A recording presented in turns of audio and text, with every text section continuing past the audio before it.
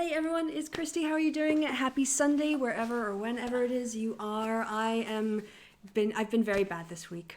I've not set up my stream at the usual time, and I'm not even broadcasting at the usual time, but I'm on the road traveling and making my way north from London to Scotland. Along the way, I had the chance to meet up with Cog from the Cognitive Society. Hey, how you guys doing? Or the two of you who are currently watching. Yeah. We might be one of them, so it might be one other person. Yeah, we might be one. How are we doing? We're doing all right. It's pretty much what the show's going to be about. More us than you guys. Sorry.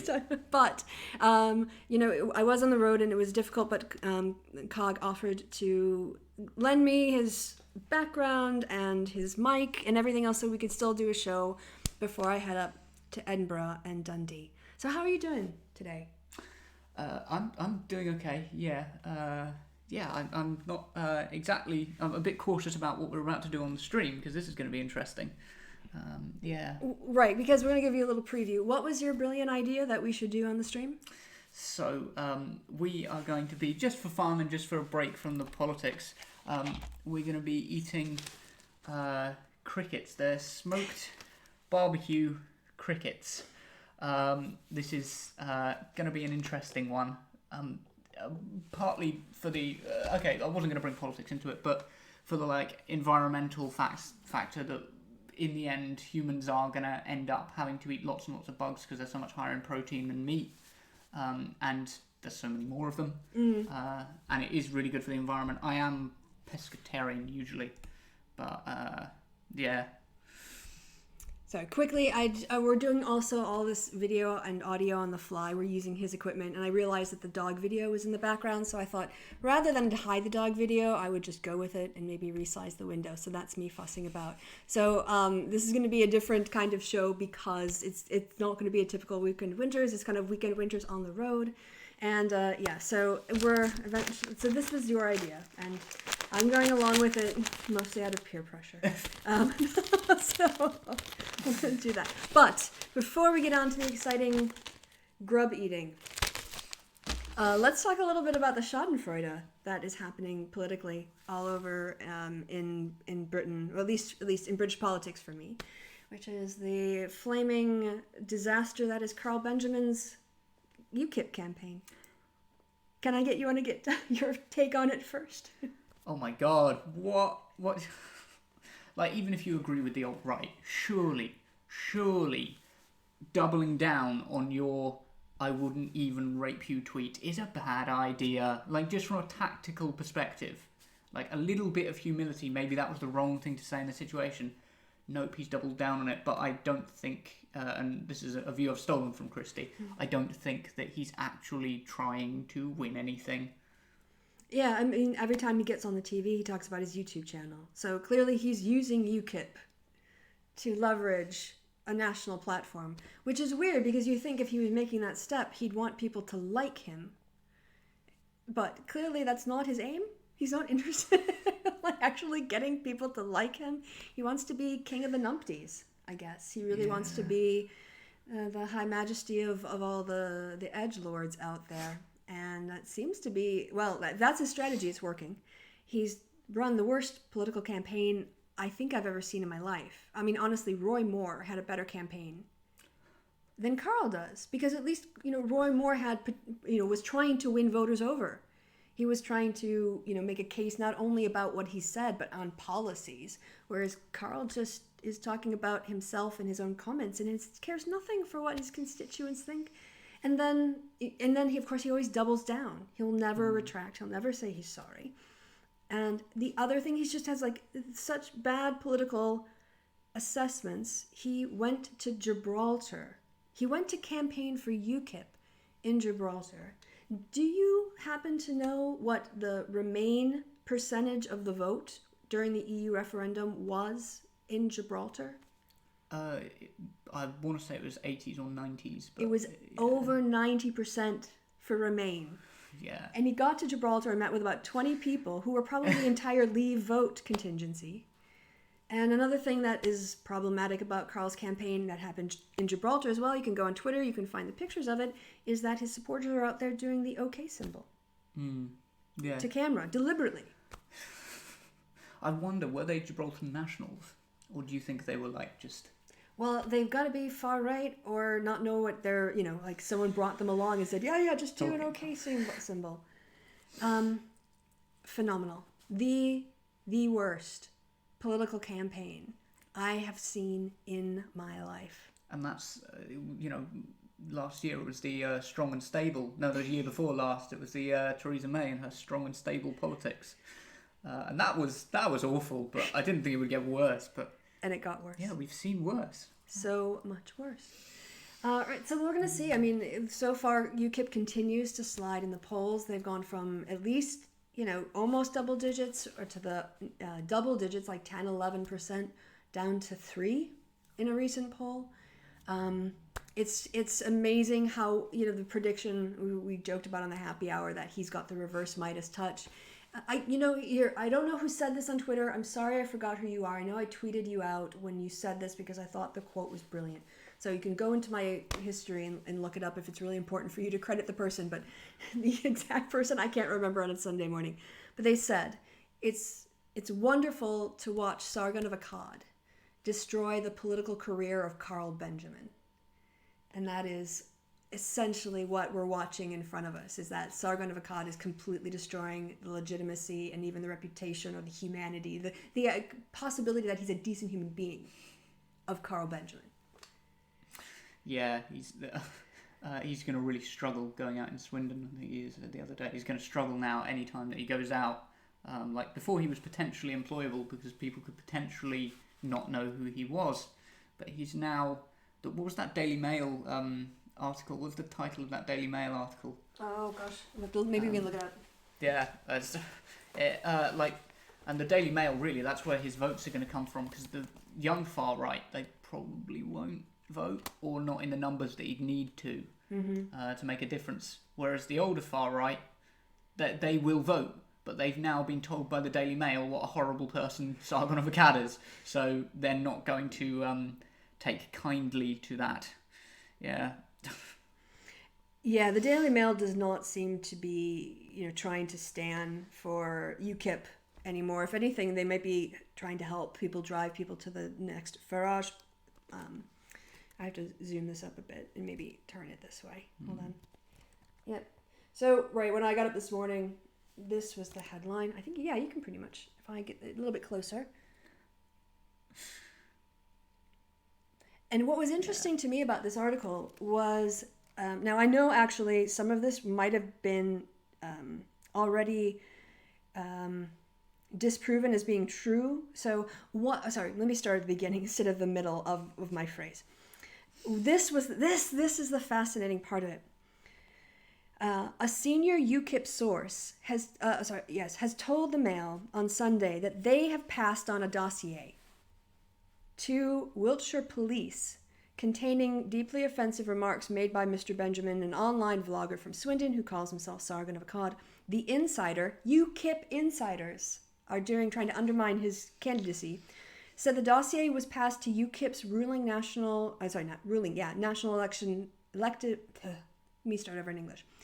The Insider said the dossier was passed to UKIP's ruling National Executive Council last autumn, but no action was taken.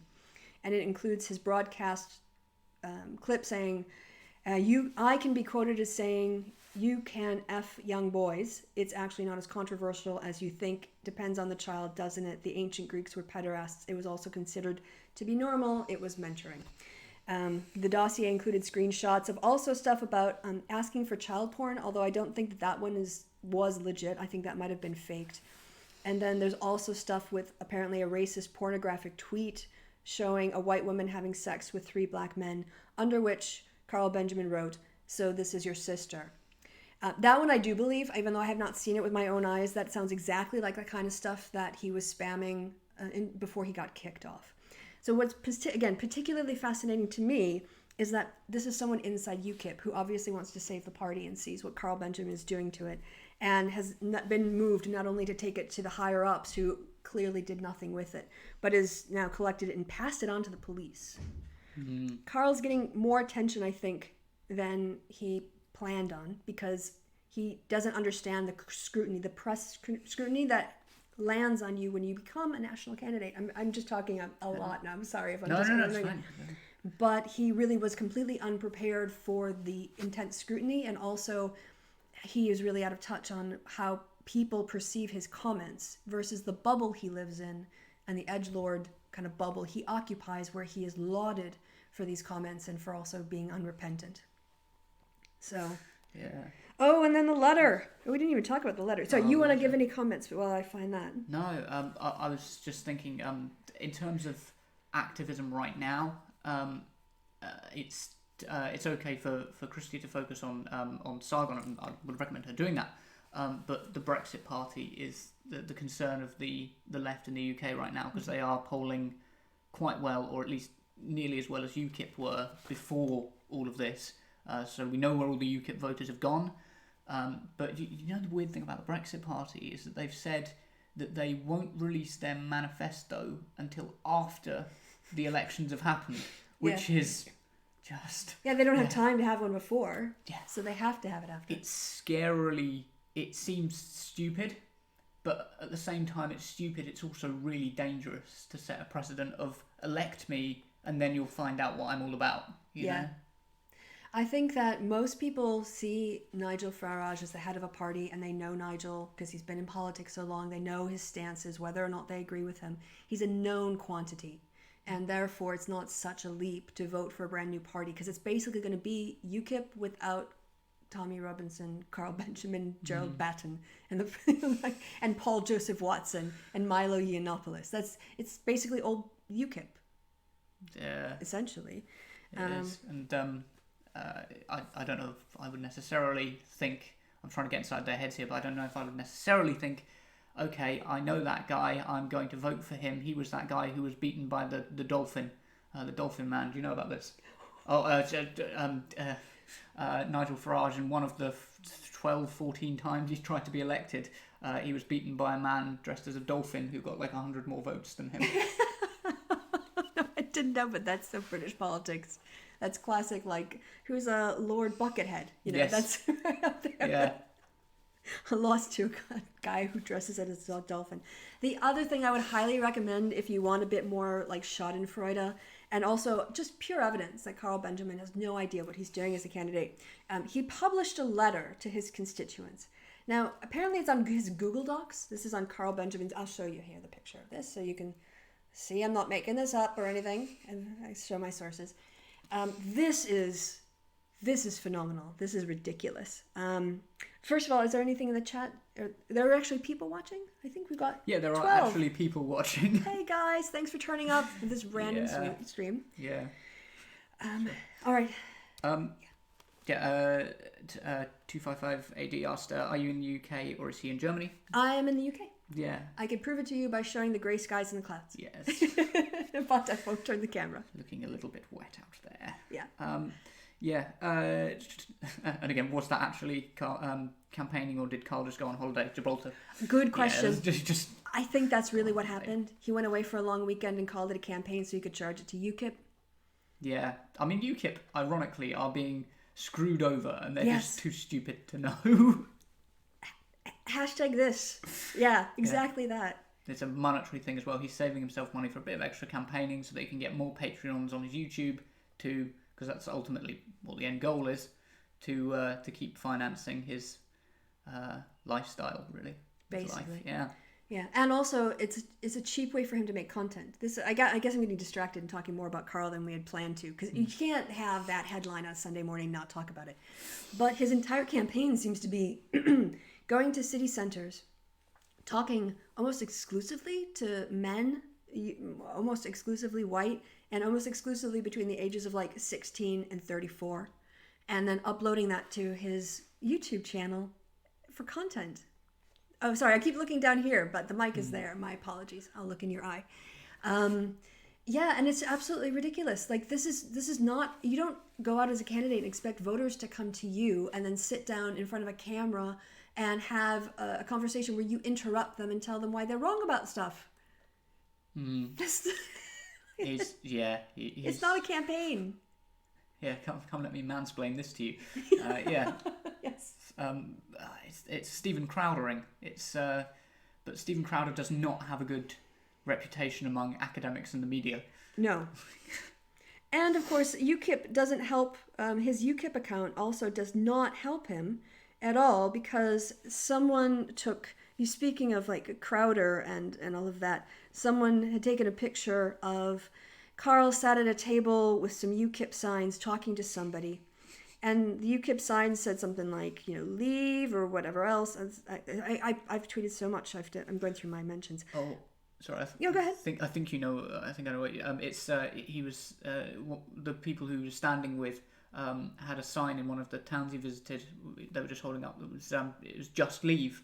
Oh no! Yeah, that one was too. That what you were... No. Okay. The even worse one, where UKIP, somebody had taken a picture of Carl sat at a table. And they, it was this one of these like this where he's at a table, and it said, they changed it to say, "I wouldn't even rape you," and the other sign said, "Change my mind." And the UKIP account, one of the UKIP accounts promoted that as the memes are rolling in. No. Yes, the memes are rolling in is what they said, and they actually retweeted that. I think a day or two later, they figured out that was really bad form and they took it down. But seriously, these guys have no idea what they're doing. They think this is YouTube. They think real life is YouTube. And it's a complete disaster. It's definitely not going to translate into votes. Here we go. Here it is. Yeah. This is the one. So this is Warplane. Oh, it's Warplane Purple. Did you see? Oh, yes. Okay, all right. I was trying to cog first. Yeah, so there it is. Sorry, I'm trying to get the side there. So it says, the memes are rolling in already, and even closer you can see down there what it says is, "I wouldn't even rape you," and "Change my mind." What campaign in their right mind sends that out about their own candidate? These people are being just completely self-destructive. I mean, it is a bit of a trend in UKIP. There was a thing a few years ago where... a BBC reporter was working in London, and they were reporting on a story that had nothing to do with Islam or anything like that. But a UKIP account tweeted out and said, "Why is this BBC reporter standing in front of a mosque? What the hell are you doing? Having a go at them for standing in front of a mosque," which would have been fine in itself. But then people on Twitter were pointing out to them, "No, that's Westminster Abbey he stood in front of," which... Yeah, so they've had a reputation for doing this sort of thing before, but not quite like this. I got all distracted, and which is the other thing. I need to do a video of the top 5 or top 10 terrible decisions Carl took in the course of his campaign video, but the problem would be narrowing it down to 5 at this point. And he's only been running for 10 days. It's only been since the 17th or the 16th of April. Why?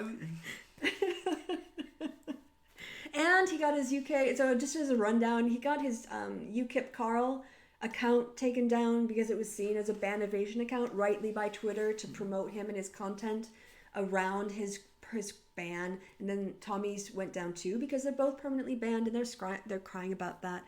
And then this letter to his constituents.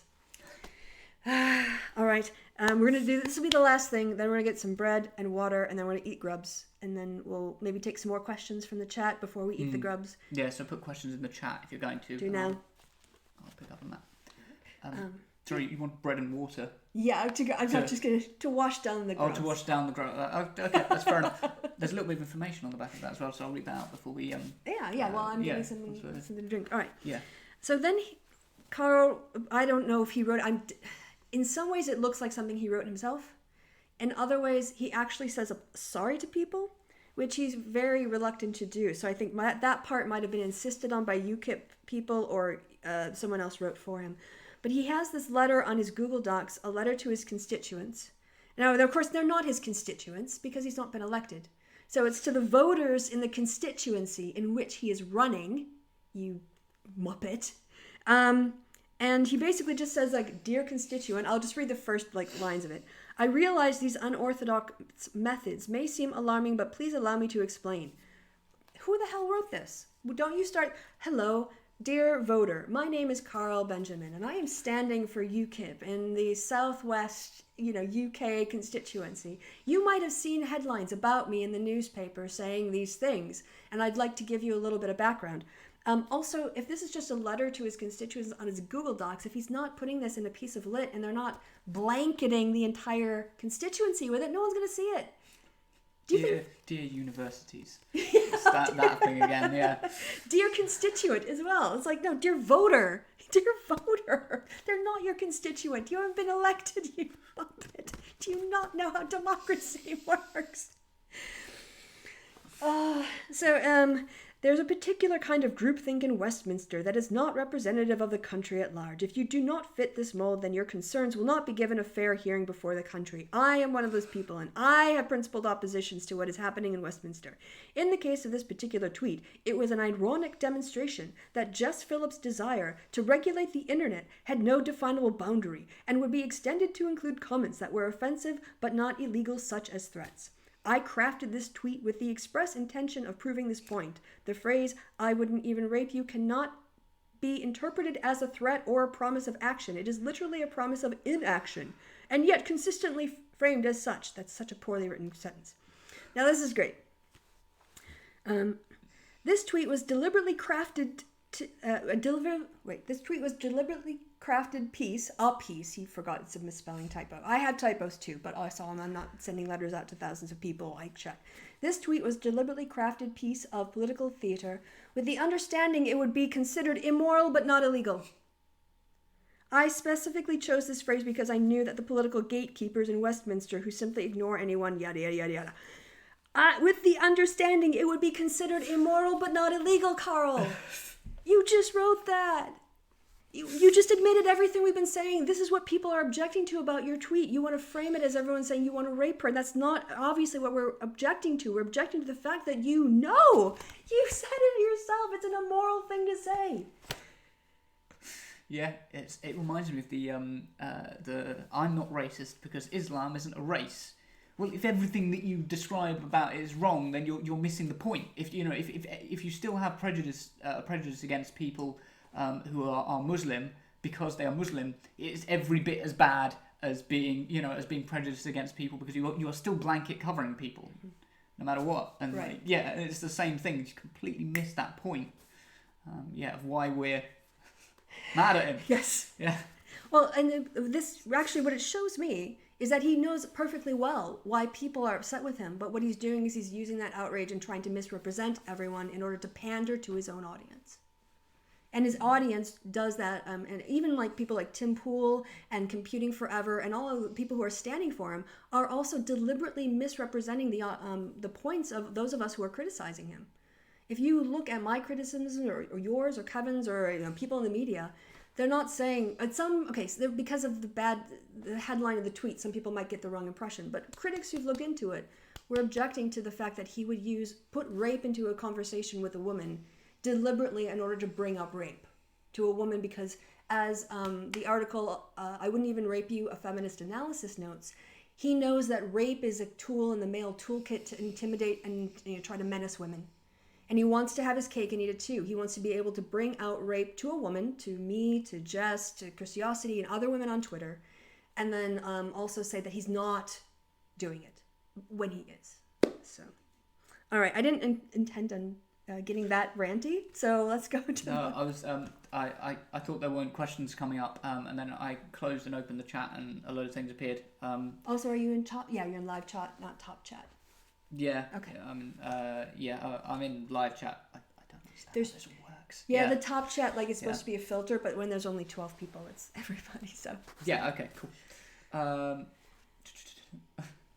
Seb has said that if you head to the southwest to get Crash Carl's campaign, let him know. Yes. You should do that. You should I really want to come up for a hustings. I mean, it might very well be that Carl's deselected before he has a chance to do anything else.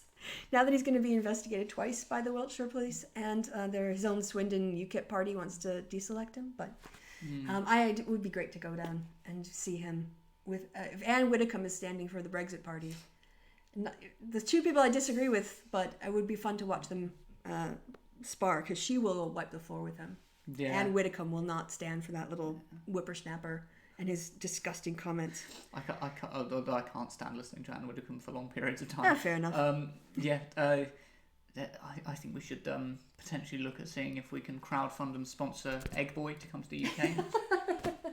Bring some of the Yoki justice to the UK. And I'm having trouble finding questions. Yeah, me too. It happens a lot. Sorry, I keep remembering it's over here. Yeah. That is a very broad question, but okay. Oh, let's do a couple of questions. What happens if Carl wins? He won't. Yeah, I mean, what happens if the sun doesn't rise tomorrow? Yeah, and I can tell you, so one thing that, because I get this question a lot, well, people didn't think Trump would win, and Carl is using the same tactics, so we shouldn't be too blasé. I mean, people don't write this out, but it's generally the tone. Like, we shouldn't not take him seriously because of Trump. And I understand that emotion. I also want you to internalize this, that generals sometimes fight the last war. And we aren't fighting Trump.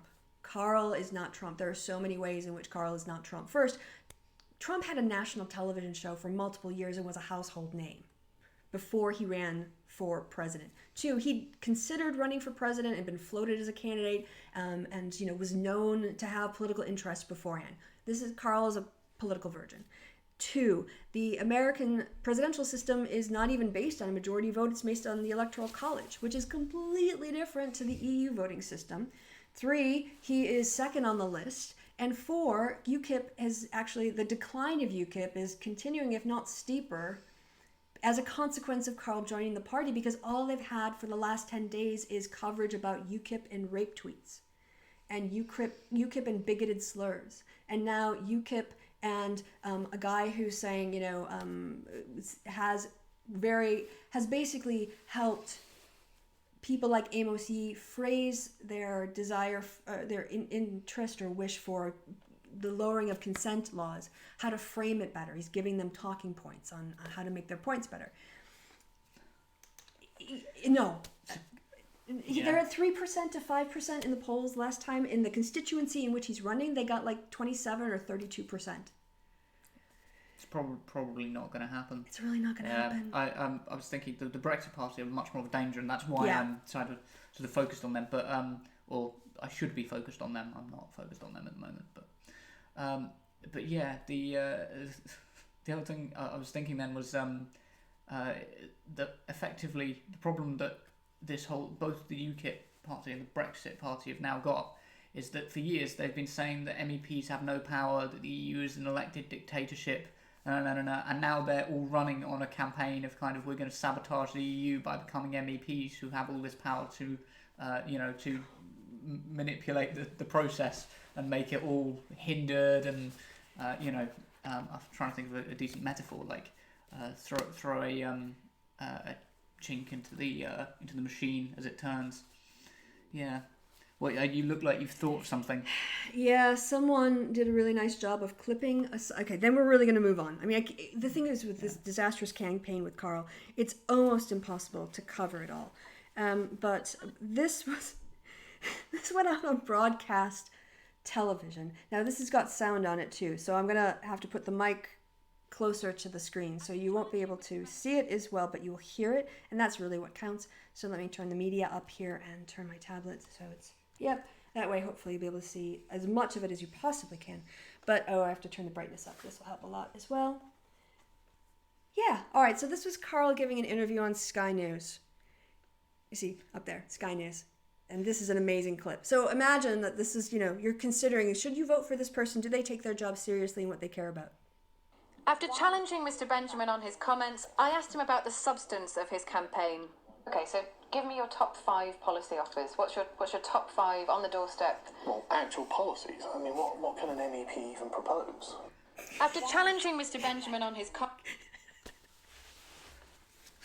Actual policies? Don't have any of those. I'm stumped. Oh my god. Yeah, so his chances of winning. And I asked him about the substance slim, of his really. campaign. Okay, so nothing. Yeah, he's not gonna win. He's really not. You're right. The Brexit Party at this point is more of a concern. The only thing that Carl's had the effect of is helping to split the Leave vote.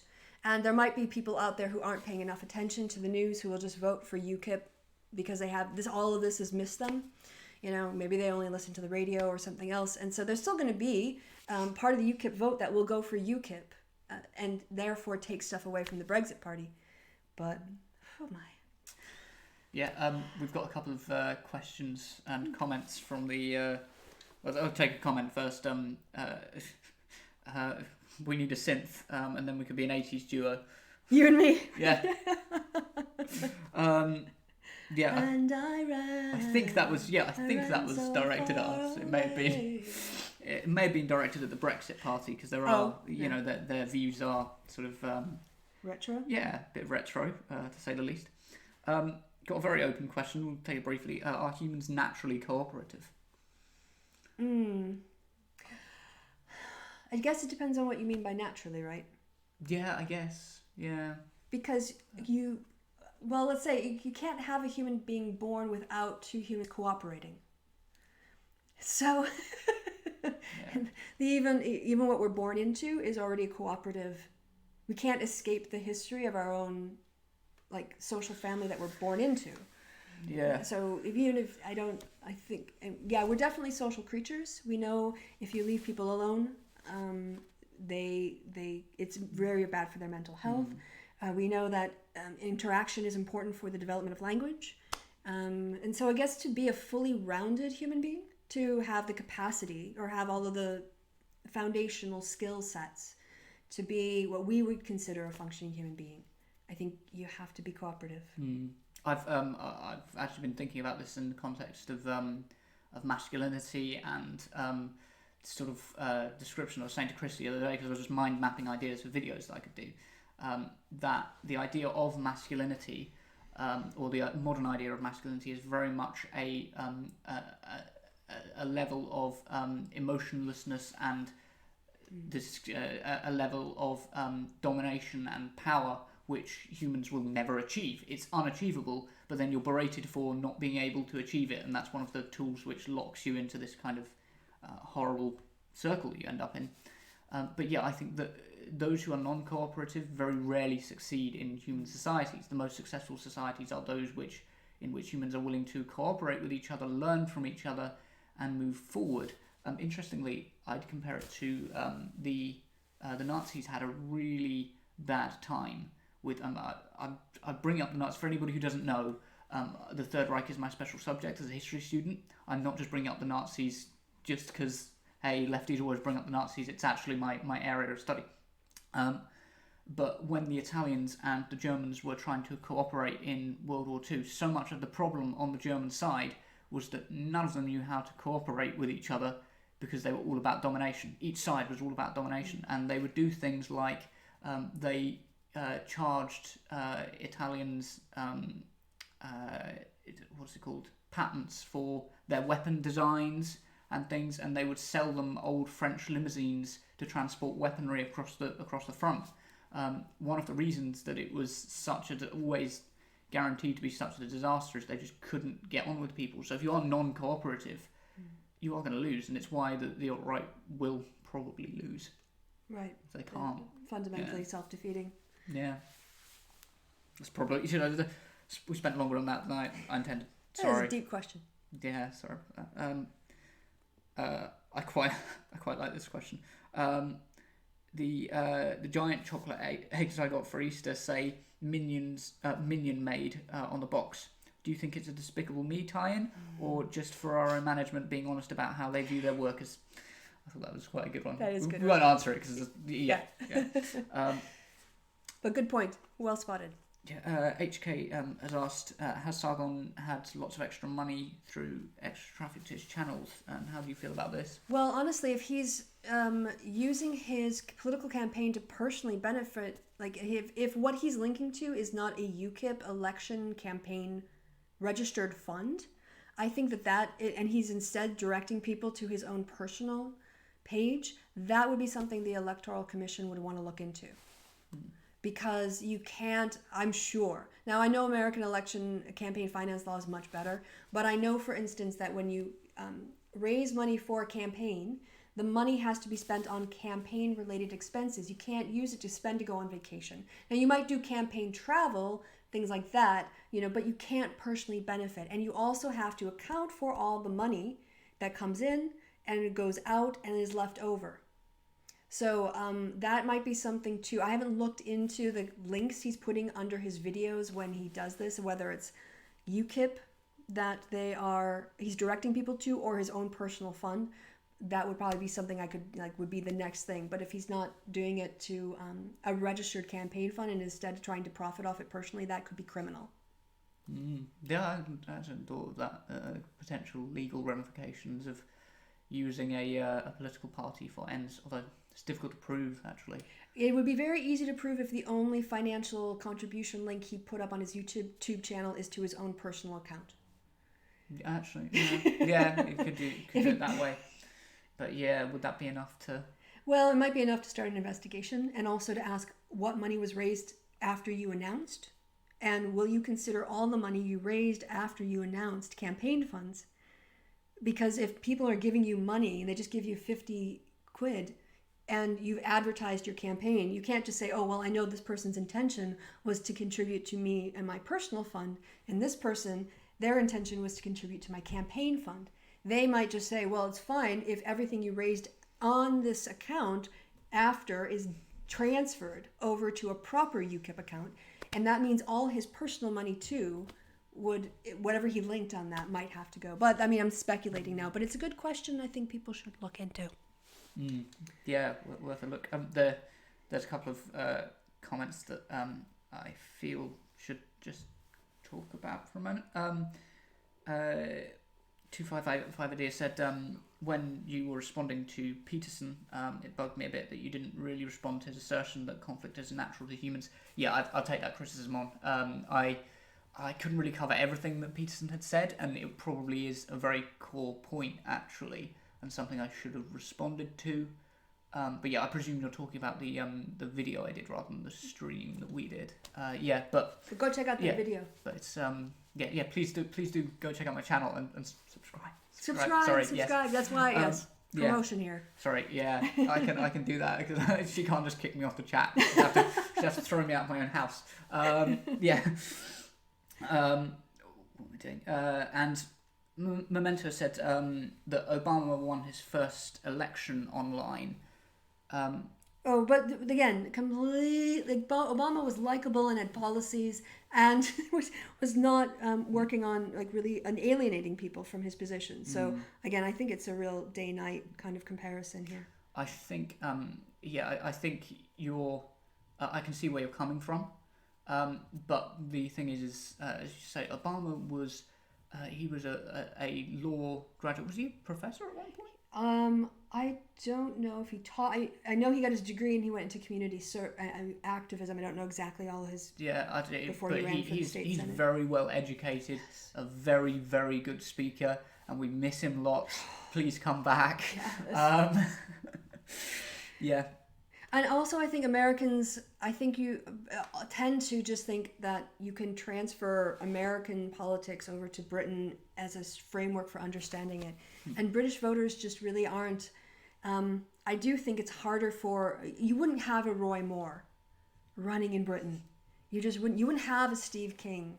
I mean, Carl in some ways proves how well the filtering system of the candidate selection process has generally worked in the parties. Now, it's very undemocratic and it's total insider baseball and it's all very dominated by the parties, which is a flaw. But as a plus side is that they tend to screen out completely unprofessional candidates to avoid these kinds of situations. And UKIP hasn't. I'm going to grab bread and water. No. You're going to read another question and answer, and I'm going to do that. I've run out of questions. Oh, okay. No. Okay. Then you can read the back of this.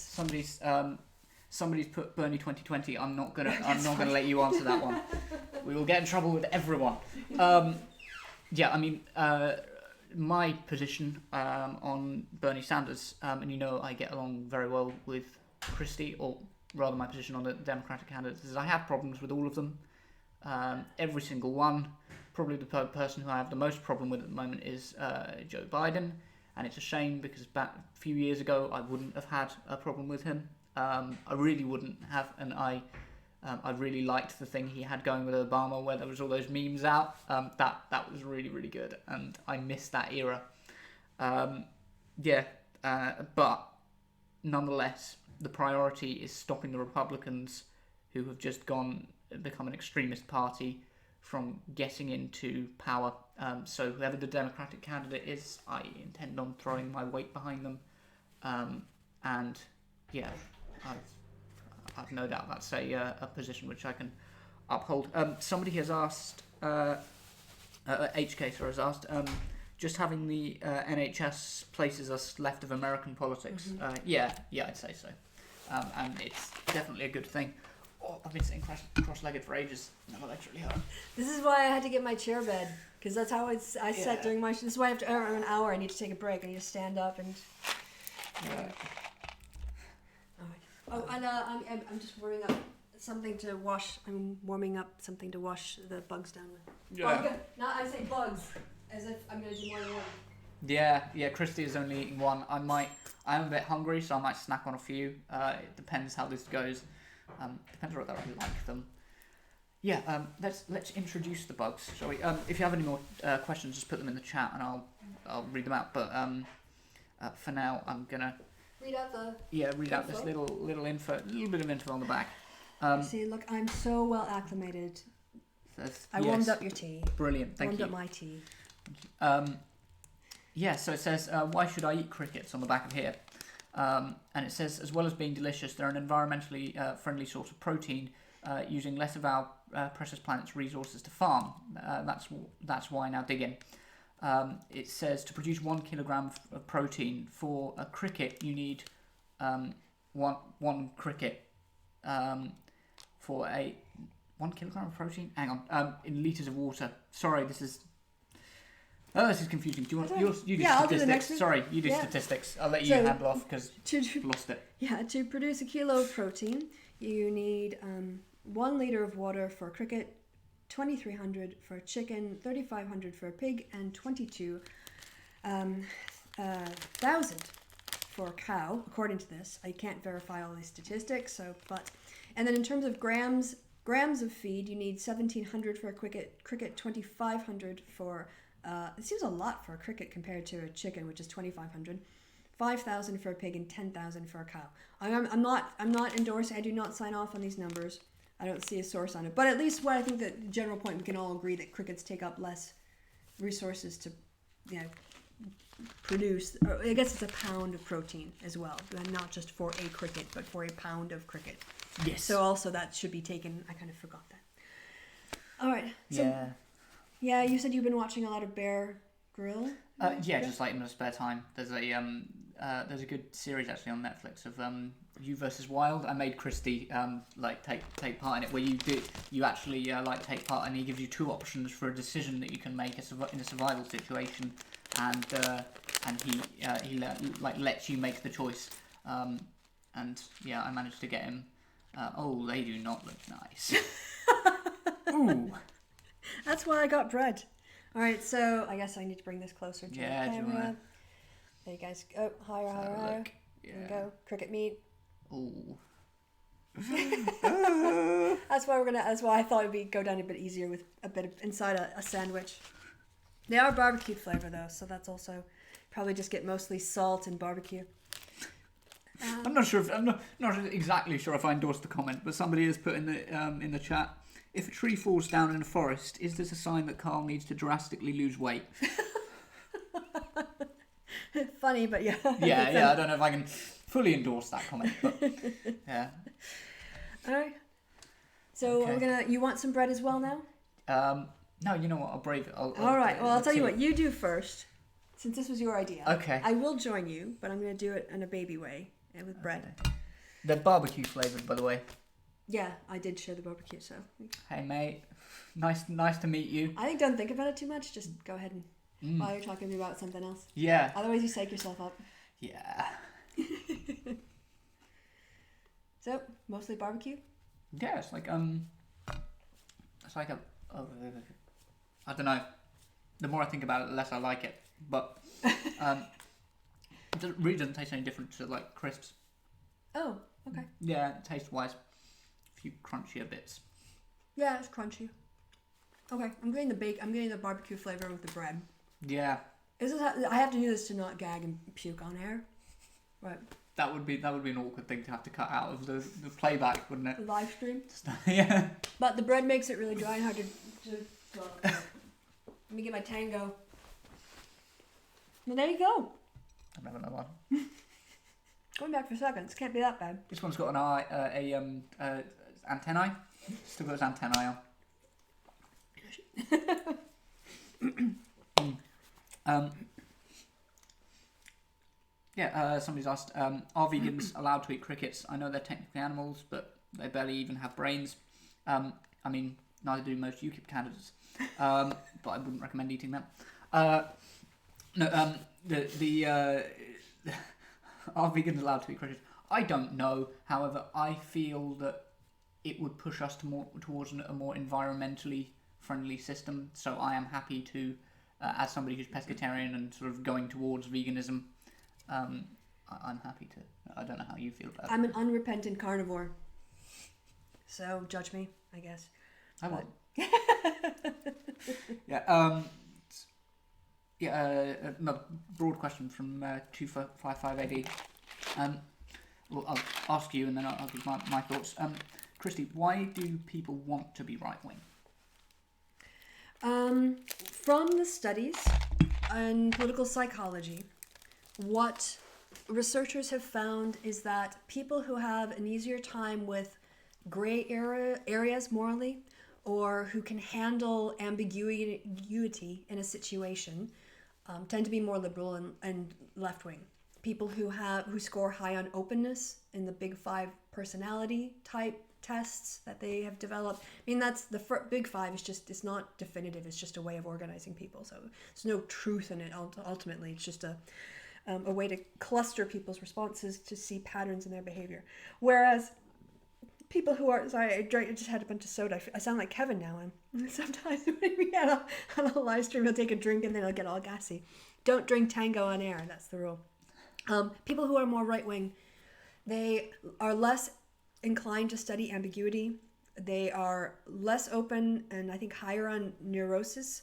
They like clear black and white morality. And also when you present them with very disturbing images like spiders or a wound or maggots in something, they have a physiological response.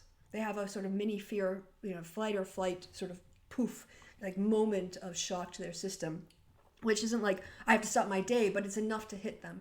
So the idea, the working theory in political psychology, from my understanding, the last time I read the literature, was because of that physiological reaction and the preferences, right-wing people have their views because it makes them feel more secure. So in terms of like a black and white moral framework, it's probably good for someone who's in the military or the police they're going to attract those kinds of people, right? Because they want to dedicate their lives to helping out what's right, and they see bad guys and they see themselves as the good guys and they want to make society better. And we kind of need that collectively. We need to be protective of ourselves and our society because, yes, we haven't been invaded as Americans, but most of human history was people invading each other's territory and trying to kill each other. So it makes sense that we need people who are a bit protective. But on the other hand, you don't want that so far that you need to get to a police state. And then, so the balance, I think, in some ways in our society is that those people who are less physiological responsive and more open are pulling on the progressive side and the openness side of it. So I think that's what studies show. I perhaps disagree on the police, just the last point about the police and the army, and needing that because not needing it, but it being correlated. There being a correlation. Their attitudes are correlated to police. If you're a police, you're more likely to be right wing than left wing. Yes, but I would say that it's definitely more helpful to society if and what I'll compare it to is doing Brazilian Jiu-Jitsu, which I was showing Christy a few things that are useful that I've learned from doing a little bit of Brazilian Jiu-Jitsu that I've done. That scared me. That scared me. And one of the nice things that I like about jiu-jitsu is that I don't have to hit anyone or damage anyone in order to neutralize them, because I can do holds. I have chokes, which are much nicer than just hitting someone until they stop doing whatever they're trying to do to me. And it's a much more gentle response, being able to deal with people without that force behind it. And I feel like it's the same thing with the police. Ideally, I'd like them to be able to not hate the people that they're dealing with, but actually have a lot of compassion for them and say, okay, I don't want to hurt you, I've got to stop you, I've got to restrain you, I've got to maybe use some force of some kind, but it's going to be absolute minimum that I can, because you face justice in the dock, because we're in the UK and we believe in justice, Yeah, fair enough. And obviously, in an American setting, police are far. It's a very different situation with American cops. Oh, of course, yeah. You're thinking of American cops.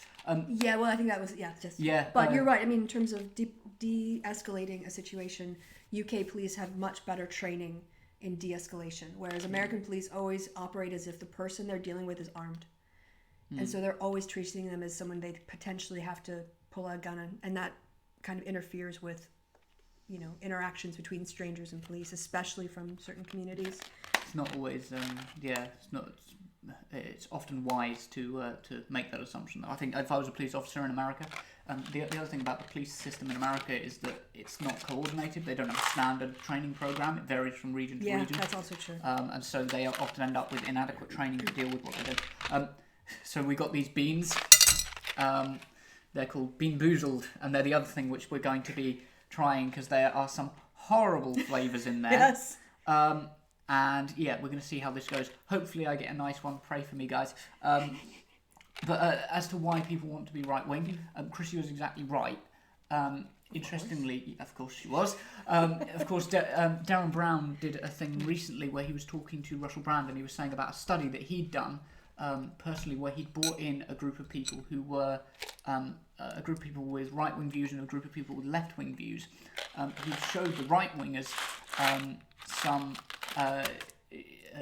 a very reassuring message before he'd taken them in, and everything was very reassuring. That the whole place was really made up, and it all looked very professional. They took great care of them, and they gave more left-wing answers than was expected to the survey that they were given. And it was exactly the reverse for the left-wing people, so that they made it really disorganised for the left-wing people. They brought them in and they said, oh, well, we haven't made up the place properly because it's all being done in a rush. Just move through there. No, be quiet now, and made them feel a little bit intimidated.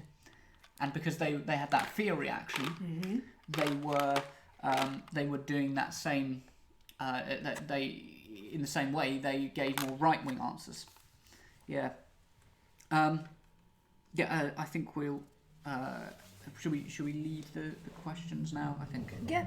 All right. So the whole thing about these. Sorry, I should talk into the mic. The thing about these bamboozled is that they have different flavors on the back, which you can probably not read, but I'll throw it up on the screen anyway. And they look identical, but they have different flavors. So, for instance, I think this one could either be rotten egg or buttered popcorn. This one could either be peach or barf. Oh, you can have that one. This one could either be booger or juicy pear. Now, so what I've done, you can't really see, but on my plate, here, can I tip this? I've sort of put two of each. So in theory, they could both be buttered popcorn or both be rotten egg, whatever. But I thought what I would do is we've got 1, 2, 3, 4, 5 of them, and we're each going to pick and see which flavor we get. This is worse than the crickets. This one I'm less worried about. I know I won't. I can always spit this out. Yeah, the cricket I actually had to eat and get it down me without gagging and puking. So that for me was a hard part. It's going to be an interesting one. If I bite into barf, I'll just go. Bleh. Can you remind us what the we'll do them one at a time. Are, yeah. So where should we start? So you guys, again, you can't really so much see. I guess I can pull the plate up a little bit. It's on the bread, which looks weird, but actually the bread. Close to me. The bread helps to hold it a little bit. So it's the Yeti's in the way. Should we start? I think this one, from the looks of it, is either going to be rotten egg or buttered popcorn. Okay. Possibly. Yeah. I could do either of those. Yeah. You pick. And we'll both eat it at the same time. See, Yeah. but I mean, bite into it. I'm not going to eat it in case it's gross. 3, 2, 1. I got popcorn. I definitely got butter popcorn. This is nice. Oh. Oh. I won round 1. I hope this isn't my only victory. So that was what? Rotten egg. Rotten egg wasn't supposed to be too bad, but that was pretty awful. Well, you don't have to eat it, you know. You can't just take a bite out of it and spit the rest of it out. All right. I'm sorry, poor thing.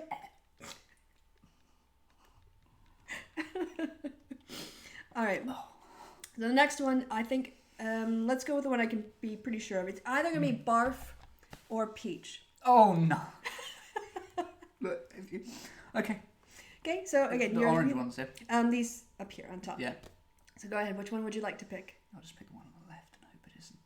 Okay, and 3, 2, 1.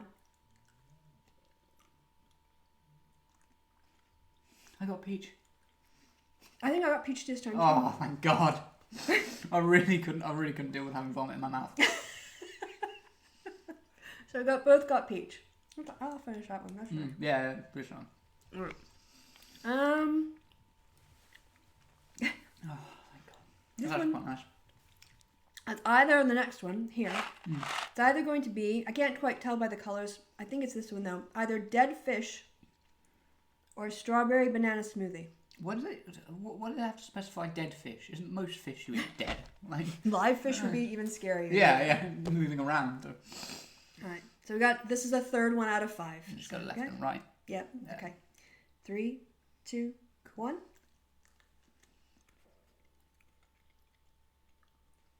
Oh, I think I got the bad one this time. Yeah, I got a bad one this time. Ew, get it out! It's stuck in my tooth! Ah! Ah! Ah! Ew, that was gross. Oh. Really hit me with like a Fish! yeah, like a really kind Fish. of what's that?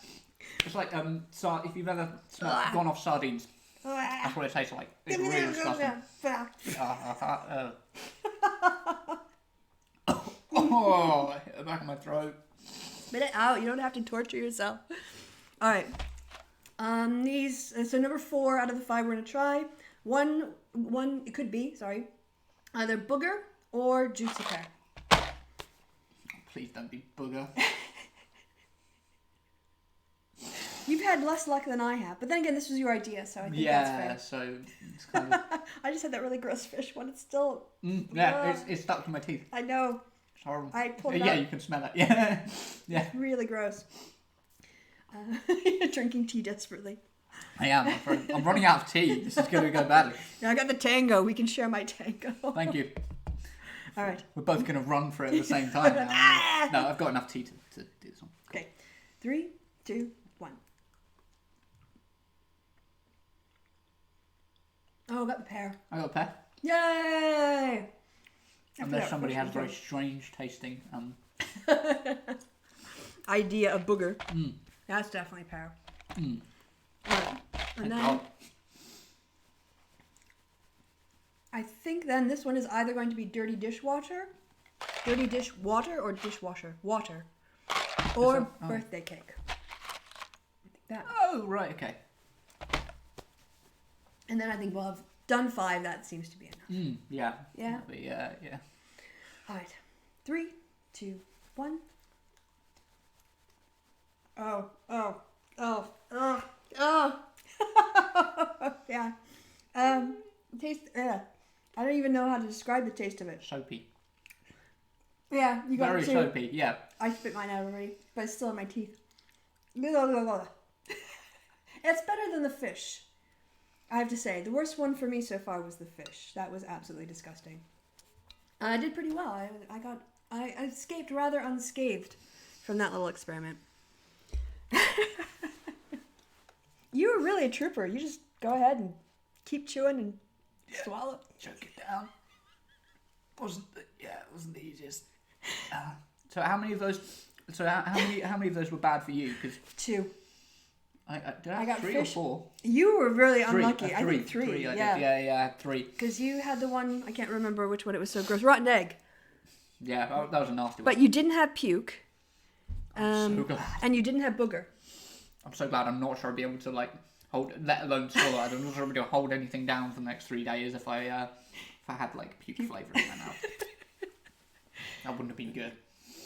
Since it was, I was on the road and I couldn't do a 2-hour show, this was, Cog's idea, and I thought it would be a good way to be a consolation prize for the shortened length of the show. So do you want to check the comments just one last time before we wrap it up? And then we will wrap it up because I, in theory, should be getting on a train. I hopefully soon. Well, in the next hour or so. Okay, yeah. And try and make my way north. Yeah, let's catch up with what the chat have been up to.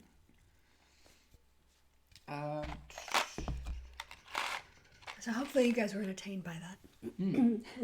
The cricket eating was less traumatizing than the beans, actually. Yeah. Somebody asking us to read the chat, and I don't know why. I don't know why they're asking us to read the chat, because I think we've covered everything that's in the chat, or we've covered everything up to this point. Up to the point that they were asking that. What have we got?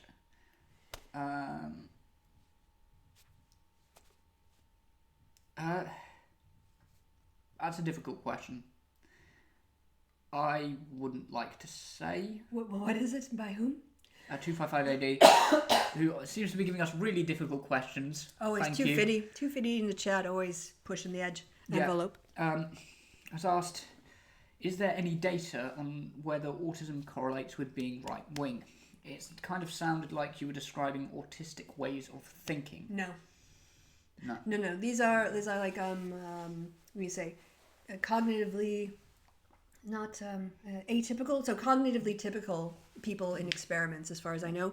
And in order to do that sort of study, you would actually have to get only people who have autism as part of the study. And in terms of the total part of the population, I mean, you could do that study, but I think that there are going to be other factors that are more important in terms of how they were socialized, maybe too, because it's not just your biology; it's also some other stuff. But no, it didn't even occur to me to think about autistic people in that way. Yeah, I completely agree. I think there's probably a correlation between people who have suffered from social exclusion at a younger age and can't understand why, and being on and political extremism in some ways. That I think there's probably a correlation there.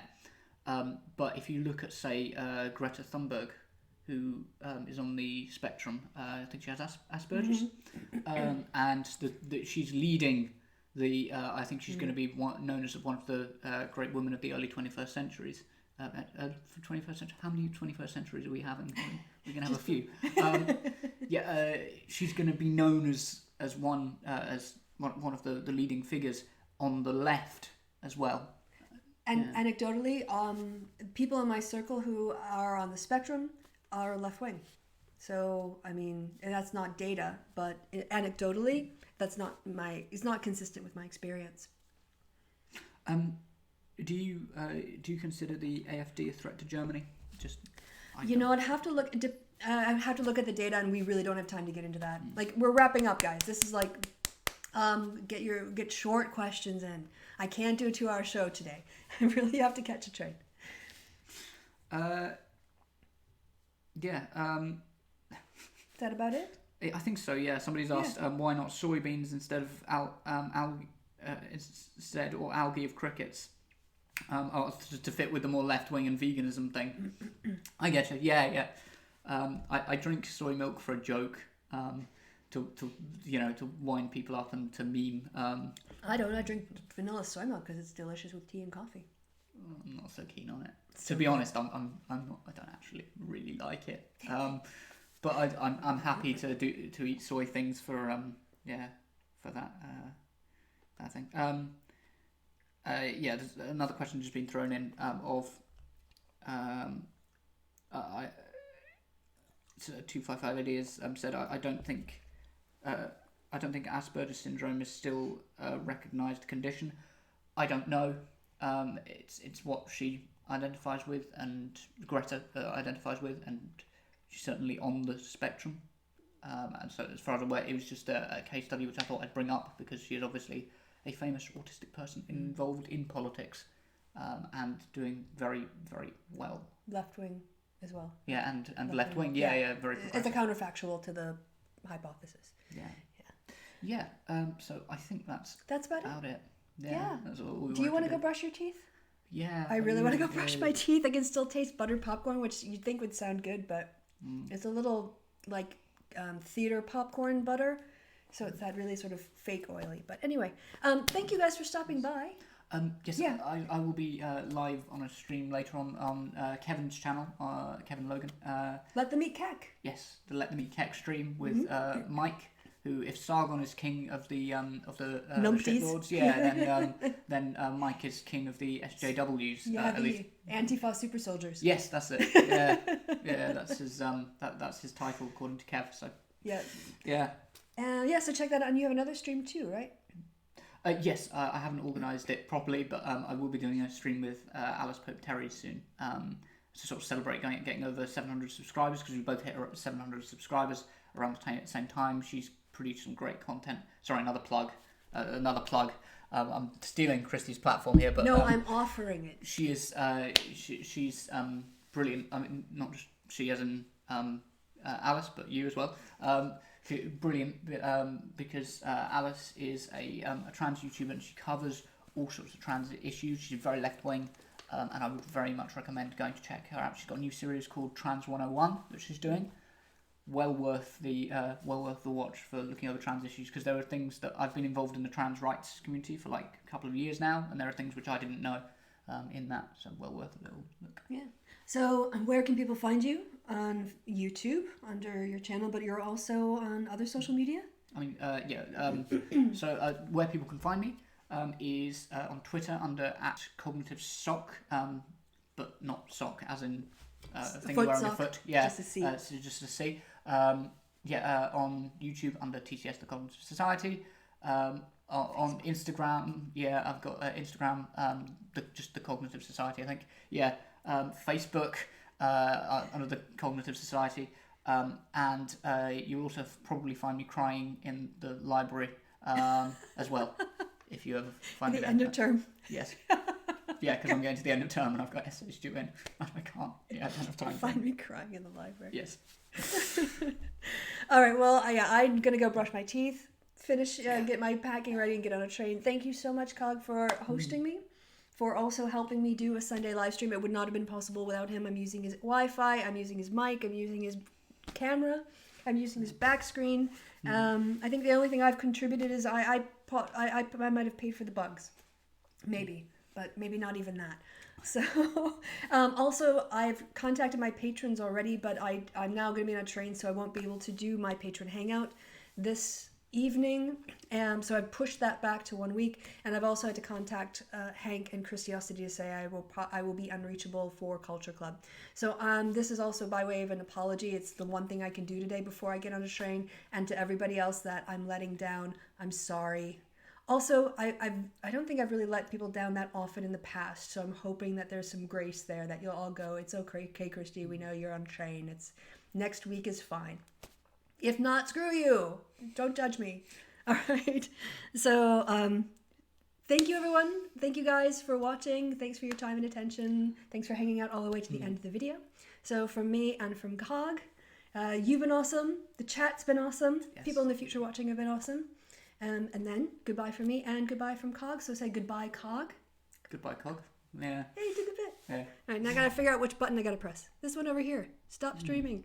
I really need to do more professional stuff so I don't end up doing these awkward endings. Okay, bye!